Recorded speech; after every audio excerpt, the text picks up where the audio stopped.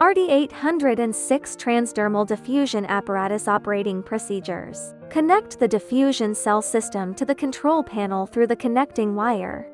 If there are multiple groups of diffusion cell systems, they are connected to each other in series. Just connect the last diffusion cell system to the control panel to control all the diffusion cell systems. Then, power on all the diffusion cell systems. The control panel screen lights up and the red light of the diffusion cell system flashes, indicating that the equipment is powered on. After the control panel screen lights up, enter your account and password to access the operation interface. The home page can control the temperature and rotational speed of the connected diffusion cell system. Place the diffusion tank filled with the medium into the diffusion cell system designated for use. Click the experimental interface to select or create the experimental method for the corresponding diffusion cell system.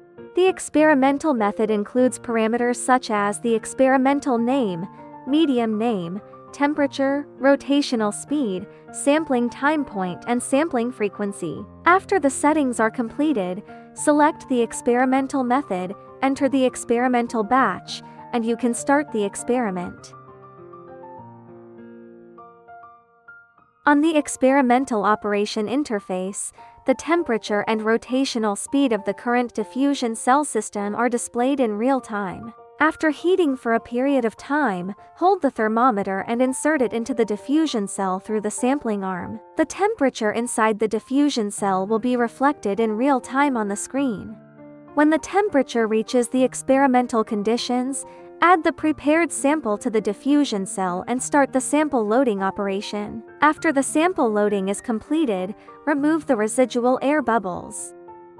Then click the Start button, and the screen will automatically time the experiment. During the experiment, you can select the experimental method and run other diffusion cell systems.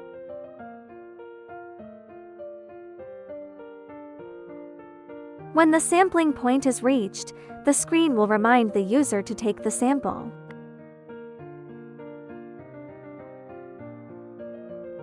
After the sampling is completed, click Confirm to start the countdown for the next sampling point. When all sampling points have completed sampling, the host will prompt that the experiment is complete. After confirmation, exit the experiment operation interface. After the experiment is completed, the content of this experiment can be checked in the experiment record, and it supports printing and exporting.